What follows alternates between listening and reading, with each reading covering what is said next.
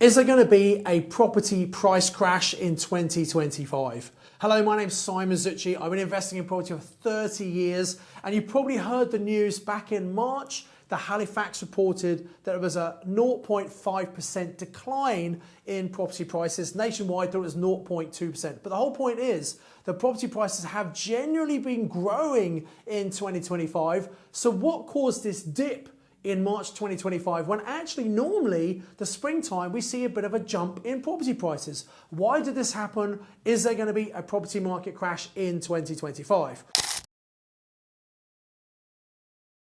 Well, I think there's still huge uncertainty in the UK property market. We're seeing more and more landlords selling properties because they're worried about things like the Renters' Rights Bill coming in probably later this year. Also, interest rates have been coming down slowly, but are they going to remain coming down, which is what many people predict, or are interest rates going to go up if inflation starts to increase? We've seen inflation figures apparently coming down, but I don't know about you. I'm not sure I quite believe the official figures about inflation. Things seem pretty expensive in the shop still, and prices of food certainly seem to be going up faster than they should be. So what does this mean for you and your property investing? Let's look at this piece by piece. First of all, why did property prices drop in March 2025 according to official figures from the Halifax and the Nationwide? Halifax being the biggest mortgage lender in the UK. Well, I think probably one of the biggest reasons is as a result of the Labour government announcement in the budget last October, where they're saying they were changing the rates of stamp duty.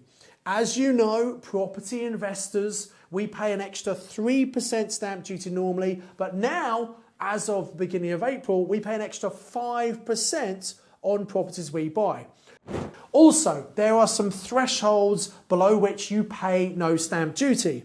For first-time buyers, that dropped from 425,000 down to 300,000, and for property second homeowners, it dropped from 250 down to 125. So there are a huge number of people who are rushing to get property transactions pushed through before the end of March 2025, with the hope that they're going to pay the lower stamp duty rates rather than the higher stamp duty if their transaction goes through after April 2025.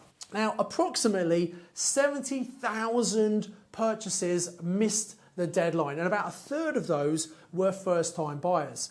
And I think probably a lot of people who were looking to buy properties were looking January, February time, and if they didn't have a deal by the beginning of February, they probably gave up thinking, you know what, I'm never going to be able to get a transaction through in time.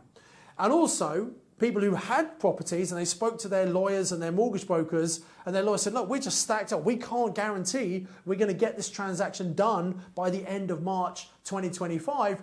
Again, probably put a lot of people off. So I don't think that in itself is going to cause a crash in the UK property market. However, it might have definitely taken the gas off the pedal for many people, thinking, you know what, we're not going to rush, we're going to try and find a good deal. I also think that a lot of property investors are going to be still a bit shocked by this extra 5% they have to pay when they purchase a second property or an investment property in the UK. And I think a lot of investors are going to take a while to get used to that. But they will get used to it. The same thing happened back in 2016 when the then Conservative government first introduced the extra 3% charge for us as property investors. I remember at the time people saying, oh my God, this is the end of property investing. It's so unfair. It makes properties too expensive. They don't stack up anymore. You know, we can't invest. I bet you there are a lot of investors who wish they could be buying properties at the prices that we could buy back in 2016. You see, the extra stamp duty might seem a bit unfair, and I think in a way it is unfair. It's money for nothing for the government, and apparently it's to stop us investors buying all the properties these first-time buyers might buy. I don't really buy that. I was speaking to a landlord just the other day who's looking to sell one of his properties. He's fed up with the management. He's fed up with the Renters' Rights Bill, what might happen. He's got a 6-bed, fully licensed HMO.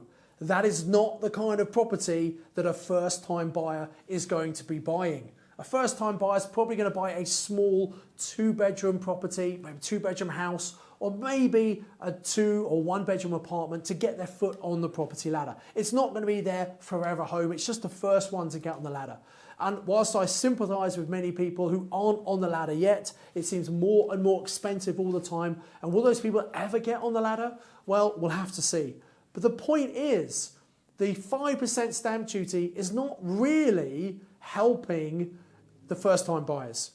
In fact, it's just raising extra revenue for the government, or it will do if it doesn't put off too many people buying investment properties. The point that's more important that most people seem to miss, that includes politicians, it includes tenants' rights groups, is that if there weren't private landlords like you and me providing accommodation in the UK, we would have a massive house crisis, even worse than it is right now. If we were not providing this accommodation, there would be a real problem here.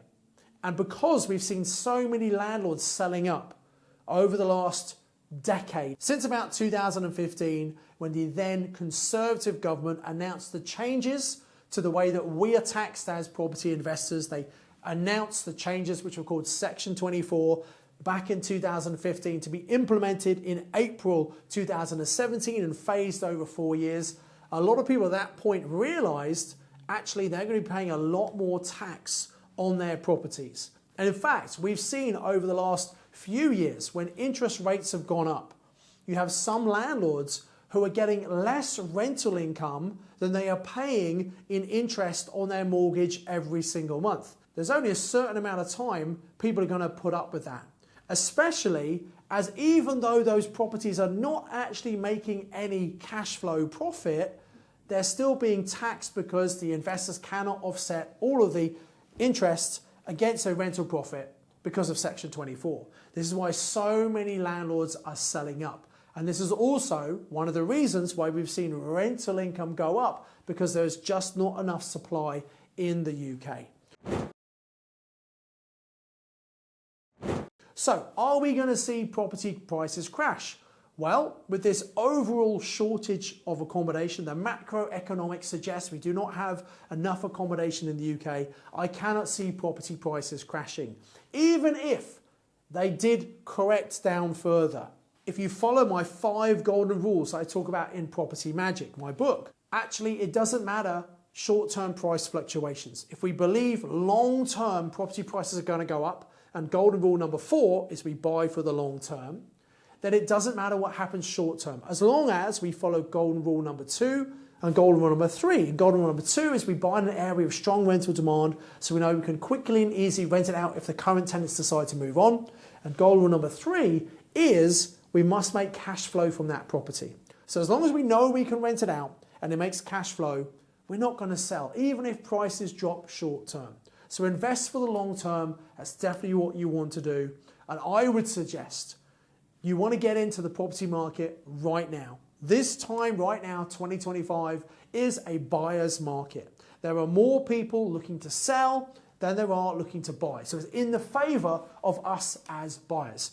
Not a great time to be selling your property, but a great time to be buying property as long as you know what you're doing. As long as you're treating this with a long-term view, as long as the numbers stack up and you get a great cash flow and return on investment using the right kind of strategies such as HMOs, when done correctly, this is a recession-proof, price-proof strategy. But you need to get out there, you need to start taking action, you need to secure those properties. You could buy them, you could joint venture with other people, you use other people's money, you use strategies where you don't need a lot of money, such as rent-to-rent, purchases options, and also vendor finance. Because it's a buyer's market, we've got flexibility in many, many more sellers than normal. They're flexible on the price, they're flexible on terms. That's why it's such a good time right now. So don't worry about short-term fluctuations. Are property prices going to crash in 2025? No one knows. I don't think they will. I think this is a short-term blip. And I think as we go into the summer, we'll see property prices generally start to rise, especially as interest rates continue to come down. And the average investor, the average buyer is saying, you know what? It's costing me less per month. I'm going to now get back into the market. So take action right now. If you like this video, please like the video. It helps the algorithm. I'd really appreciate that. Make sure you subscribe to the channel and hit the bell icon to make sure you get notified anytime we bring out a brand new video. Until next time, I encourage you to invest with knowledge, invest with skill.